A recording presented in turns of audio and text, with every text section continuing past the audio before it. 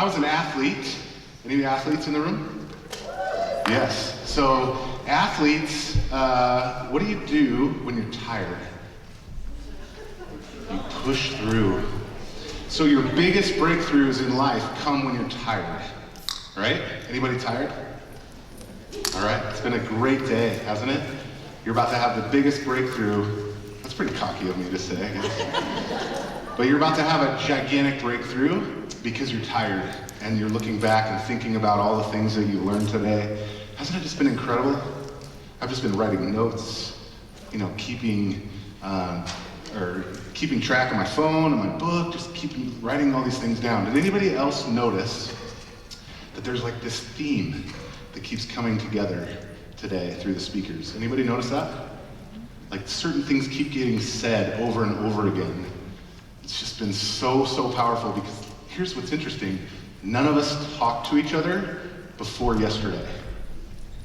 And all of us wrote our individual talks before that. So just fascinating to think about. So one thing that we talk about in EOS, and I'll talk about EOS in a little bit, but one thing we talk about in EOS is that you have to hear it 7 times to hear it the first time. And so it's so powerful that some of the things that you've heard, you're going to hear again. Pretty excited about that. I am going to talk to you about 3 things today, and I want you to take notes. If you're not taking notes, if you're just listening, I want you to really pay attention. I'm going to try to touch on 2 different types of people, 3 things. The first thing is an informal leader, and I'll talk about that in a second. The second thing is an operating system for your business and for your life. And the third thing is trust. And I'm just going to weave a couple stories to make it interesting and fun about my life and things that have happened to me. So informal leadership, operating system, and trust is what I'm going to talk to you about today. So I'm going to share a story. Is it okay if I'm vulnerable? Yeah. Is it okay if I share a story that a little tough? Maybe, right? Has anybody been through anything tough in their life? Yeah. Kind of like being tired, that's when you win the most. So I want to tell you a story about this day. This day is August 12th, 2012. So 13 years ago. This is me and my dogs. You can see the pain in my eyes there. So I found myself in a scenario where I'd never been before. I'd always been a top athlete, a top salesperson, a top sales trainer, and I found myself in this really crazy place at 36 years old. And that crazy place was, I was basically homeless. I had lost, I was in a 10-year relationship that had failed 3 days prior. Didn't know that was gonna happen, and it did. Even worse from that, I was driving a 1997 Honda Civic with one wheel that was different than the other ones to make it totally worse. And so, I just was sitting on the bed and just tears. I had nothing. I was $80,000 in debt. I had no real career happening at the moment. And sitting on the bed just in tears and like starting over at 36. Anybody ever had to start over in life? Man, it sucks. It's just not fun.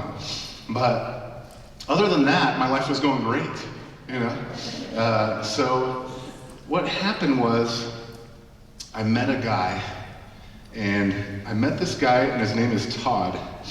And it's so funny because Bryce was talking about some of the things, informal leaders earlier today. Thanks so much for talking about those stories because it just links in exactly to what I'm going to tell you about. But Todd was an informal leader. The difference between a formal leader and an informal leader is a formal leader has a title. An informal leader doesn't have a title. He told a bunch of stories about people that don't have titles. but they led. They had the courage to lead. They had the courage to help someone, to say, pick me, to, hey, say, I'll carry your baby, all these things. Pretty incredible. But a friend of mine introduced me to Todd, and he's a realtor. And who would think that a realtor would change your life, other than Jonah and some other people that are realtors, right? So here I am. I'm $80,000 in debt, 515 credit score, and basically homeless. And I'm driving that car, and my buddy introduced me to Todd. And I say, my dream is to own a house again. My dream is to own a house again. And he says to me, let's do it. And I said, no man, I can't do it. It's not possible. It's so far away from what's possible. And so he said, let's just make a plan. Let's work together. Let's make a plan. We can do it. It's a realtor, it's a salesperson. I love realtors. I love salespeople. I've been one my whole life. And, he sat with me, didn't know me from Adam. And he sat with me and he made a plan.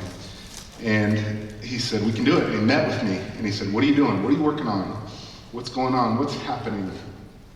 And are you paying this off? Are you doing this? Are you following that? He's super busy. He's one of the top realtors in the state of Idaho, really. And he just spent this time with me. And what happened is I started to believe in myself. Jen was talking about believing in yourself and having someone, her elementary school teachers, say, hey, you can do it, you're the best. This is what Todd did to me. He's like, you can do it, man. I believe in you. You can do it. I believe in you. And weird that I'm this choked up because it's been a long time. Anyway, so we worked together for 18 months. And in 18 months, something crazy happened. I bought a house. And then I was like, whoa, this is so cool. I can't believe I did that. And then what I did then is I made that a rental and I bought another house about 12 months later. And then after that, I bought another house and made the other ones rentals. And what's incredible about that is look where I started. 13 years ago, started with being in debt, being broke and broken. And here I am, 13 years later, multiple properties, commercial property. We have lots of other investments and things. And I don't say that to impress you. I say that to impress upon you that if it wasn't for Todd believing in me, where would I be today? I don't know. Would I be here? I don't know. I don't know where I would be. But I had to do some things too. I had to step up. I had to say, I'm gonna make of myself. I had to say, I'm gonna be a champion. I had to say, I'm gonna go out and prove to everyone that told me I can't do it, that I'm gonna do it. Anybody have any naysayers in their life? Tell you can't do it? Oh man, doesn't that fuel your fire? It's really hard for me when I was the naysayer though, in my own life. It's easy for me. Any of you told me, hey Max, you can't do it? Oh boy, I'm gonna prove you wrong. I promise, I'm gonna prove you wrong. I had a coach in high school that told me I couldn't do it. I was sophomore and he was our varsity coach. I grew up in Haley, Idaho, just about 60 miles from here. And he told me, yes, Haley. He's like, nope, you're never gonna play varsity basketball for me. And I was like, okay, in front of the whole team, in the locker room, I'll never forget it. And I was like, okay, all right. And then he left on sabbatical, and about 2 years later, I saw him again at Boise State when I was there for a recruiting trip. And he was like, what are you doing here? And I was like, they're here to recruit me. And then walked off. And I was like, that's the greatest feeling in the world, But it's just having that courage. It's having the courage to take that belief that somebody gives in you and put it into action. But I'm so thankful for Todd because he gave me that belief in me. And he was an informal leader. And we heard about so many informal leaders today. Did you guys listen to those stories? I mean, I'm emotional now, but I was like over there emotional too. You know, listening to those stories about people being informal leaders. So, has anybody had a Todd in their life that just believed in them and gave them what they needed to move forward? Anybody had that? Oh man, it's incredible, isn't it? So, what I want to do now is I want you to think about that. I want to think about who the Todd is in your life. I want to think about what informal thing, were they a pastor, were they a teacher, what impact did they have in your life? And I want you to find a partner. We're going to do this in a second. Find a partner, and I want you to just share your story. I love hearing people's stories, and I hope to hear your story later if you're willing to share it with me. But I want you to share with a partner what the Todd in your life did for you. We're going to take about a minute or minute and a half each, not a long period of time, but just a minute, minute and a half each. And I want you to share with your partner and have your partner, I'll say switch, we'll switch back from that partner. So look around right now, look close to you. You're not looking, are you asleep? Does everybody have a partner? So I want you to take 1 minute and I want you to talk about who the person in your life was and how they changed your life. Okay, you got 1 minute. Go. I know your story, so. You know your story. Get someone different. You're like, we were together. You first? You know the Todd?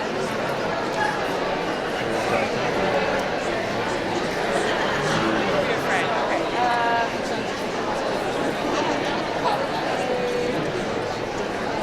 Probably a friend of mine, Christina. Yeah,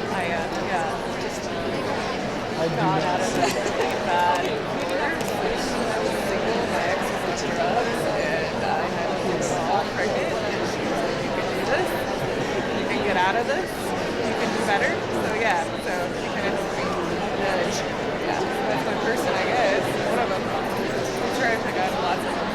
You know, it's life, right?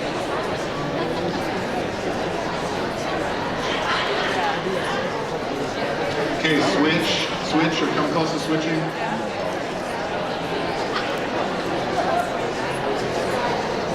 Oh, good. Yeah. Buddy. Are you from Burley? Or Minnesota? Oh, wow. Yeah. But you live in Burley now? Yeah. So,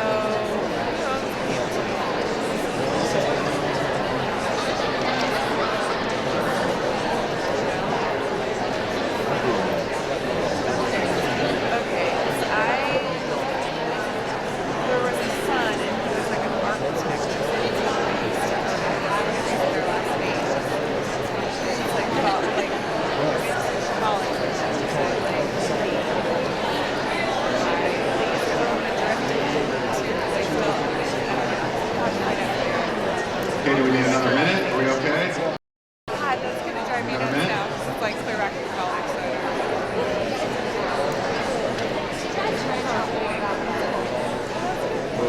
Stop. What's your name? Well, enjoy green tea and I don't know. Minnesota? Yeah. Midwestern boy. Yeah. Do you? Drive. Are you okay with it? Yeah. Exactly. Yeah. All the Midwestern boys. Yeah. Isn't it so fun to hear some people's stories? Okay. I love it. Yeah. Sounds fun. All right, let's come back.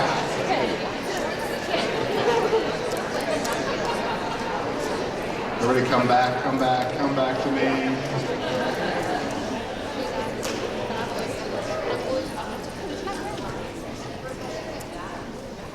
Anybody hear anything powerful? Yes. Anybody want to share? No? Okay.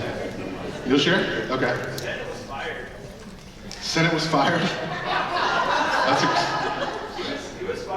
and he was mad, and years later he wrote a letter, you know, about how that helped him, and it was just supposed to be a letter you write and tuck it away, and he said, nope, he dropped it in the mail and sent it to him and thanked him for the opportunity, what he taught him. Nice. That's a great one. I like it. So turn the negative into positive. Fantastic. Anybody else want to share? Carrie? Shared in your previous story, what I thought was, when somebody needs to take a day off and they have something going on, he says, just take care of you. Yeah. Just take care of you. Seeing their problem, helping them. I love it. That's great. So it's so fun to hear people's story. I'm just curious. You know, makes me wonder, how can I be that leader for someone else? How can I be that person for someone else? And it really only takes two things. And I'm so grateful that these things came up earlier today in other people's talks, because we need to hear it 7 times, like I said. It only takes 2 things to really be that informal leader. Number 1 is 20 seconds of courage. 20 seconds of courage. Jennifer Moss said this. Is Jennifer in the room? Oh, she's over there. 20 seconds of courage is all it takes. You know, just to make that move, to say hello. Can I tell you a funny story? It took me 20 seconds of courage to get my wife to smile the first time. You want to hear the story? Anyway, okay. So, should I have her tell it? No. So we were at a race. We were at a running race in Boise. We're part of this group called the Boise Area Runners. And it was her birthday. And it was snowing out, close to Christmas time. And it was, the group was kind of hanging out. There's about 3,000 people there. And I'm like, how can I get this girl's attention? How can I get her to pay attention to me? And you know what I did? I got the whole crowd to sing happy birthday to her. And what? Not today. I know, wouldn't that be fun? No, it's around Christmas time. So it just took 20 seconds of courage. Now, the courage wasn't for me to be loud and obnoxious, just so you know, because that's very easy for me. The courage was to have her, to put myself out there so that she would, you know, pay attention or not. And luckily, now, 8 years later, we're married and she's amazing and she's over here. And so it was the best 20 seconds of courage that I'd had. So other 20 seconds of courage, just introducing yourself. Sean did a great job of saying, hey, who did you meet? Whose business card did you get? Just walk up to them. You know, there's people in this room that are probably worth $100 million or more. There's people in this room that it took their last penny to get here. And doesn't matter because we all put our pants on the same way. You know that? Isn't that funny? When you think someone's really important and special, if you just treat everyone the same, what I look at is I say, what if that person was Jesus and I needed in disguise? How would I treat them? And for me, that's really important. So I try to do that with everyone. So 20 seconds of courage. The second thing that you need to do is be interested, not interesting. This came up earlier too, which was just so cool. Sean brought it up. Be interested, not interesting. What does that mean? What that means is it's so easy for us to want to jump in and tell our story to people because we think that that's going to attract them. Oh, I did this and I did that and here's my big bio and all this stuff. Guess what builds relationships? You being interested in them. You finding out what makes them tick, what are they excited about. You know, I heard a story sometime, I can't remember where it came out, but it was a guy that did an experiment, and he got on a plane, and he sat next to someone, and all he did was just ask questions, be interested in that other person. And they got 4 hours later, they got to the other side, and somebody came up and asked the other person, hey, what did you think of Bill? We'll say his name's Bill. What did you think of Bill? Oh, Bill's incredible. He was just so awesome. And it's funny because Bill never said one thing about himself on that flight. Because people care or they want to know that you care, and that's what's really important to them. So be interested, not interesting. There's plenty of time out there after you connect for you to share your story, for you to connect with them. I use things like, tell me more. That's fascinating. How'd you do that? So it's very intriguing. It's being one with them. When there's lots of people standing around, you'll notice that if I'm talking to somebody and there's lots of people standing around talking or whatever, I'm not one of those people like looking around like this and seeing what's happening. I'm very much focused on that one person because I want them to feel that connection. I want them to know that I'm there holding space for them, and I want to know about them. I want to know about their story. I want to connect with that human. So be interested, not interesting. So how do we do that? How do we be interested, not interesting? This is a concept that some of you may have heard before, but you just have to think of that vehicle called the Ford, which I never had before until just a few years ago I got a Ford, and I've always been a Chevy guy. Any Ford people in the room? Okay. I've always been a Chevy guy my whole life. I've rebuilt cars my whole life, and so this was hard for me to come up with, but Ford. So asking them about their family. Tell me about your family. Tell me, people love to talk about their family. Asking about their occupation. What do you do? What do you love about what you do? This one comes up all the time. People automatically ask, hey, what do you do? I'm going to give you something else to ask them. What are you excited about right now? Write that down. What are you excited about right now? Don't ask them, what do you do? Ask them what you're excited about right now. Because then they'll perk up and they'll want to talk to you. Because so many people are not excited about necessarily their job. They're excited about this mission that they're on. They're excited about doing this thing. They're excited about their church. They're excited about some other thing that they're doing. And man, they get so fired up when you ask them about that. And then you get interested in what they're excited about. Recreation. What do they like to do for fun? That's another one that people always want to talk about. What do you like to do for fun? And then dreams. What are your dreams? What are you looking forward to in the future? Man, I love those leading questions. Those things that are making them get into their creativity, get into where they really want to be. So I wanted to give you a couple tools here in where you can utilize to connect with people more. We've talked about it a bunch of times with a bunch of people today, so really listen, really hear that that's where the world's going. AI is going to be amazing, but I want you to be relentlessly relational. AI is going to be an amazing thing, and 85% of the jobs haven't even been invented yet that are going to come about, but I'm going to tell you one very important thing, and that is that if you're relentless about being relational, you're going to win in life.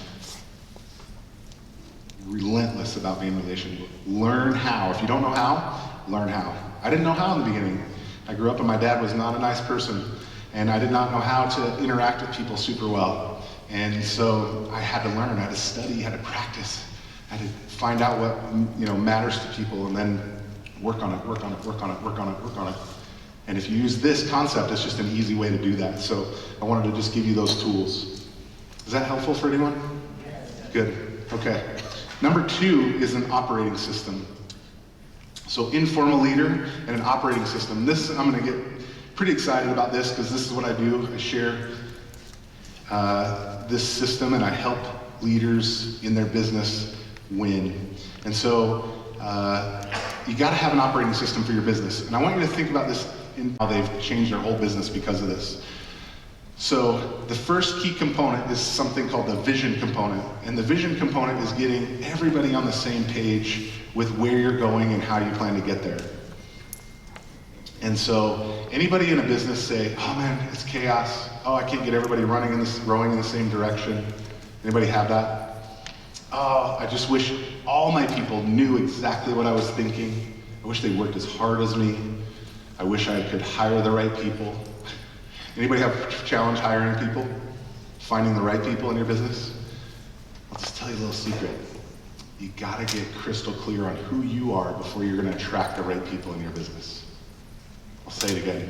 You gotta get crystal clear on who you are before you can attract the right people in your business. Okay, so there's 2 tools or disciplines. The first one is something we call 8 questions. And the second one is something we call shared by all. And all 8 questions come on a document that looks like this. It's called the Vision Traction Organizer. And you can run $100 million company, $200 million company, doesn't matter. This is a strategic plan. It's a 2-page strategic plan. And I'm just going to walk through it quickly with you, and then I'm going to go into a little more detail in a minute. But what it has on it is our core values. These are essential guiding principles that define who we are at the core and what we want from the culture of our business. And when I talk about people, this is what defines right people in our business. The second thing is core focus. This is the sweet spot. This is the place where you get crystal clear on what you do. And a lot of companies, they say, hey, this is what we do, and then they go way off here and they do something else. And so you got to get crystal clear on that. And then we have a 10-year target. Where's your vision 10 years from now? Our marketing strategy. What are we going to do with the precious sales and marketing energy that we have?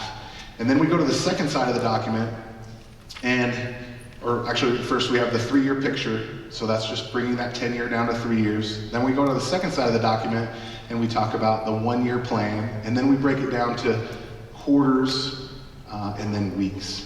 And so it's all strategic to make sure that you win. And I'll give you a copy of this. I'll have a QR code, or you can come get one from me out there at the booth. But this plan, if you take nothing else and you just fill that out and you work specifically on that, it'll change your whole life. It'll change your business. It'll make things really, really great for you. And so that's the 8 questions that we ask and we get crystal clear on. And some of the people talked about core values earlier, and I'm going to talk about them here in a few minutes and how important they really are. So the second component is called the people component. And what we want to do here is make sure that we have the right people in the right seats. And so they know how to do their job well, they're excited about the company, excited about you, excited about working with you. We want to make sure we have the right people in the right seats, because you can't have a great company without great people. The third key component is the data component. And this is just running your business on facts and figures rather than subjective information and hopes and dreams that a lot of people run their business on. Anybody had that before? Nobody? Okay, cool. The next key component is the issues component, and this is just getting issues out of our head on paper so that we can solve them at the root. I'm going to talk about a little bit more about that in a minute. The next key component is the process component, and this is how we scale our business. It's getting really good in the process component is how we scale our business. Doing things the right way every time. Everybody knows exactly how to do the right things. We have them set up that way. So there's a quote out there that is, systemize the predictable so you can humanize the exceptional. Most people in business don't necessarily do process very well. They do procedures. The difference between a procedure and a process is a procedure is a step-by-step thing. A process is we take something we call a 20-80 approach. And what that means is that we document 20% of the major steps to get us 80% of the way there. Because if we document all these steps, we have a 700-page SOP manual that nobody follows. Anybody in HR? Oh, that's right. Sorry. She wants to document every step, don't you? But if we document every step, what happens is that we lose creativity in people. They can't necessarily live in their creativity. So we need to document 20% of the major steps to get us 80% of the way there. And then the sixth key component is called traction. And this is where the rubber meets the road. This is where we take everything down to the ground and execute on it. And so we have weekly meetings so that we can make sure that we're on track with what we're doing. And then we set milestones called rocks. And rocks are the most important priority that we have to have every 90 days. And so we just stay really clear on what those are. So I'll talk a little bit more about that in a minute. And Gino has this quote that says, vision without traction is hallucination. So we can have a great vision. Everybody has a great vision, but if you're not executing on it day in and day out, then you're gonna fail. And so traction is really, really critical in your business. So I want to talk about this current client. They're an incredible client of mine. I didn't really want to share their name, but I'm going to talk a few things about them just because I didn't ask permission beforehand, but I'm going to give you a few insights about what they did. And so the first thing they did is they got obsessed with learning this process. I worked with them and to implement this in their business, and they got obsessed about it. They got really excited about it. And so in the vision component, the first thing that we do is we go through a discovery exercise to find out the core values. Core values are not something that you just come up with. They're not something that you just write on a wall. Because I'll give you core values that are part of one company. Integrity, honesty, hardworking. You know, have you heard those before? Those are great words. But you know where those are also core values for? Enron. Does anybody know Enron? It's like one of the biggest schemes ever. So we go through a discovery exercise and we find the true core values for you. And so they can be derivatives of those words, but we want to make sure they're real. So these are the core values that this company came up with.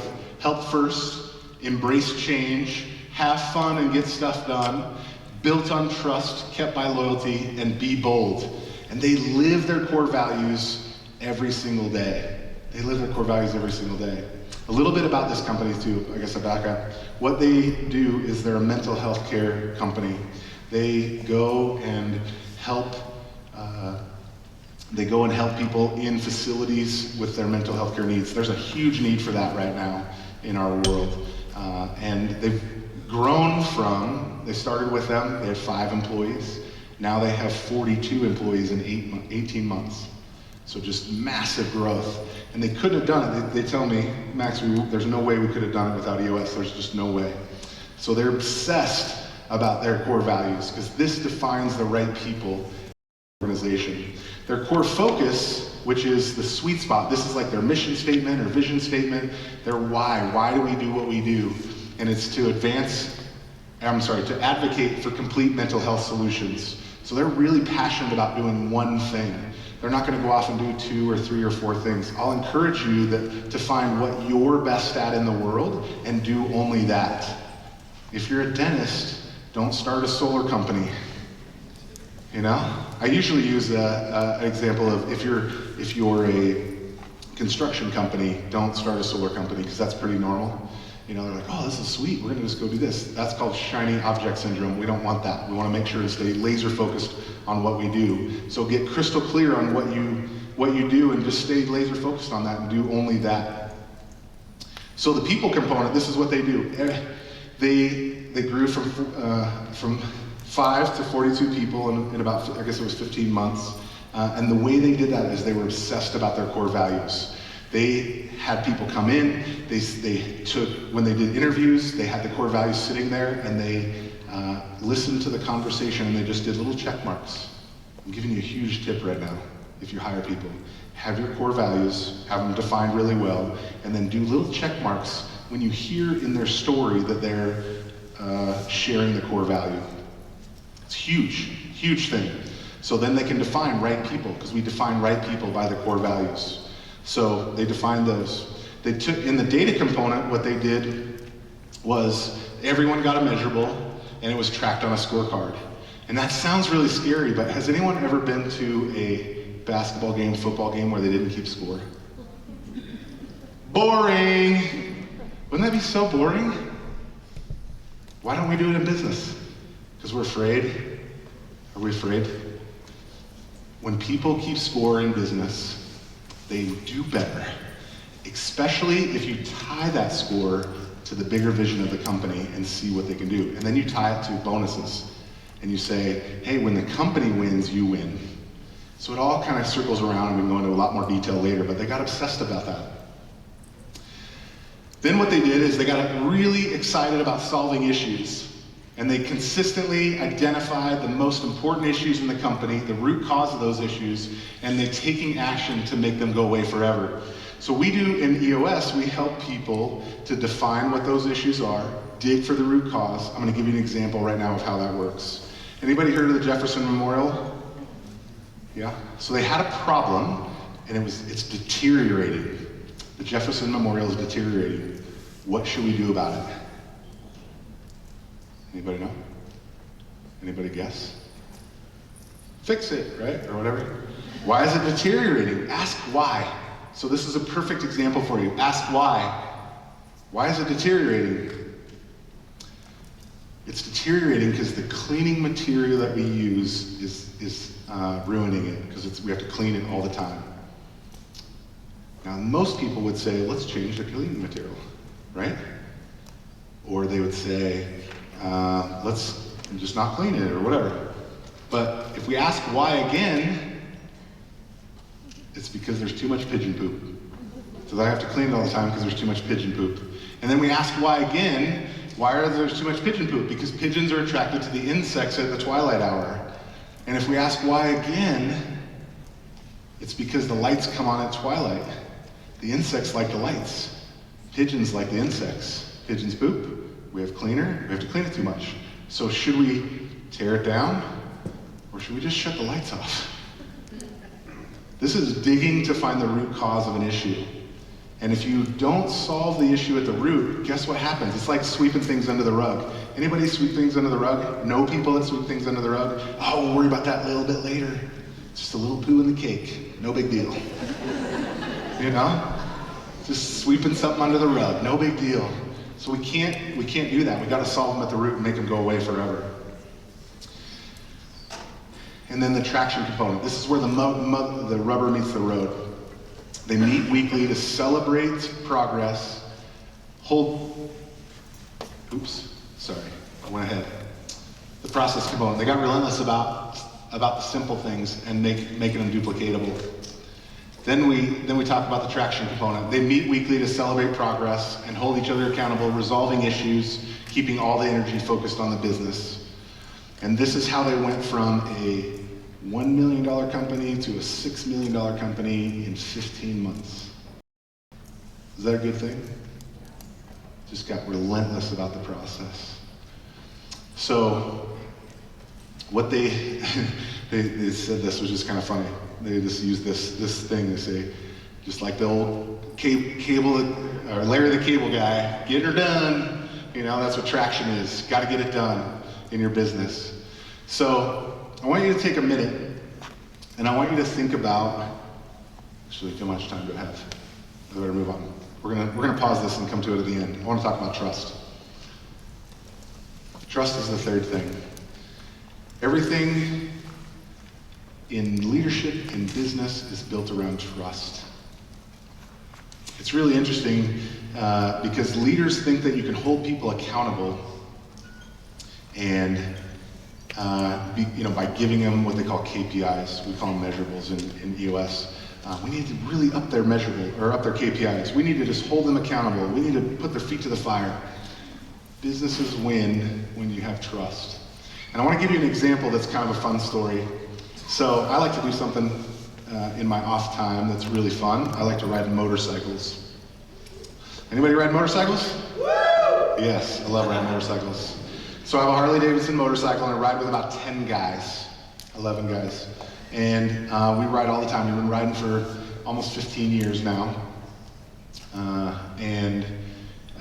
We like to ride in a pack.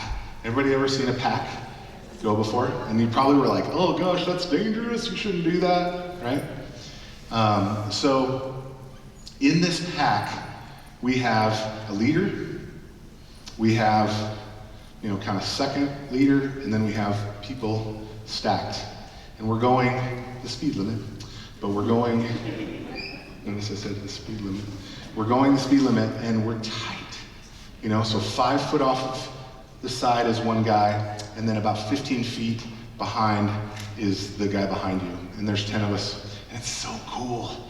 It's just the greatest feeling ever to be riding outside, experiencing that fun. It's the freedom that they all talk about.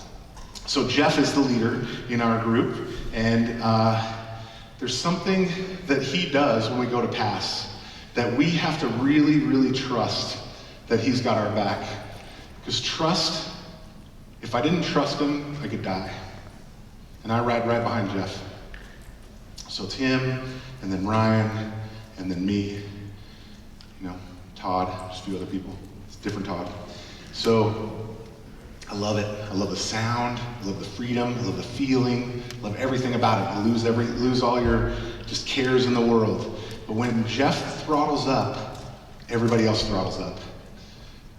So we're behind a car, we're getting ready to pass, we're going on these 2-lane roads, and there's just minutes that you can pass sometimes. And when you have 10 people, it's like a line as long as this stage. And we're running tight, and we want to stay together. And when Jeff throttles up, I know what that means, because I know what happens every time Jeff throttles up. It means, hey, we're going. Now we have some hand signals, different things that happen if it's not safe. But when Jeff throttles up, the rest of the pack throttles up immediately. And why that's so important is if we didn't, we would just be scattered, we'd be chaos, things wouldn't happen very well, and it wouldn't be as much fun. We wouldn't get to where we're going as quickly, that kind of stuff. But I love riding, it's so fun. It's so fun. I should encourage you to do it if you haven't tried. But I know what all the people around me are gonna do. So when Jeff throttles up, I throttle up. Jeff and I pull out, and then the two guys next to us, Ryan and Todd, will pull out, and they're gonna come out like this, and then they're gonna pass, and we're gonna stay outside, and then we'll come back together. It's really fluid motion. And I know that's gonna happen every time, and I know what my buddy Todd's gonna do every time, because he rides not really tight next to the line. I know exactly where he's gonna be all the time as part of riding together for a long time. Now, why does this matter in business? Why would it matter? What am I talking about? What is Max going off on this thing about riding motorcycles? What would it be like in your business if you as the leader throttled up and everybody just trusted you and throttled up with you? What would that be like? What is it like right now? You as a leader, do you throttle up and you go to pass and you're down the road and you look back and no one's there? Does that ever happen? Because if you're leading people, let's say you're walking and you're leading people and you look back and no one's following you, that means you're not leading. So they don't trust you. You gotta trust them. And the way you build trust, here's the secret, write it down. The way you build trust is to give trust. The way you build trust is to give trust. Some people tell me, or they'll say something like, hey, Max, I'll trust them when they do X. Anybody ever said that? No, you don't have to read it. Anybody ever heard that? I'll trust them when. I'll trust them when they do this. In order to get trust, you have to give trust. The old Ronald Reagan quote, trust but verify. Right? You gotta give trust. And so as we're riding, we throttle up. What would it be like if you are the leader in your business and you throttle up, the next team level throttles up, the next level throttles up, the next level throttles up, all of you move in a pack around the obstacle, around the challenge, around the sales goal, around whatever it is. What would that feel like? Wouldn't that be incredible? Oh man, I tell you, when I'm riding motorcycles, it sure is. And I'll tell you from personal experience, when you're in business, and when you throttle up, everyone throttles up. Oh man, it's unbelievable. You know what will happen? Is it'll take you to places that you never imagined. This is at Glacier National Park. Anybody been to Glacier? So beautiful. Man, so beautiful. Same thing can happen in your business. If you just give that trust but verify. I'm not saying blind trust, but sometimes you have to just be vulnerable and give that trust. Because if you don't, your people won't follow you. And we need people to follow us. If we're the leader, we need people to follow us. We need to be the kind of leader that people want to follow. And so I'll encourage you to do that. I'll encourage you to be that person. So, I'm almost out of time, so I'm gonna just have you think about this for a minute. What would it be like in your life if you were that leader Jeff is and built all this trust with us and you were that person? What about you? What about you in your life? What about if you were that informal leader? What about if you had an operating system that worked really well for your life or your business or your church or your nonprofit? What about you? Why isn't it you? Why isn't it you that's winning the way you want to win? Maybe you are, and that's exciting. If you're winning, how come you need to help someone else win? You need to be that Todd or that mentor that you could be. So what about you? What about your life? I want to challenge you to find someone to pour into them. I'm always looking for someone to pour into. There's a couple of guys in this room that showed up here that I met a few months ago, and they started a landscaping business, and they were just so fired up about what they're doing, and that's my wish for you today, is that hopefully I just shared one thing with one person that had changed their whole life. And if that's you, I want you to tell me. Thanks so much for your time.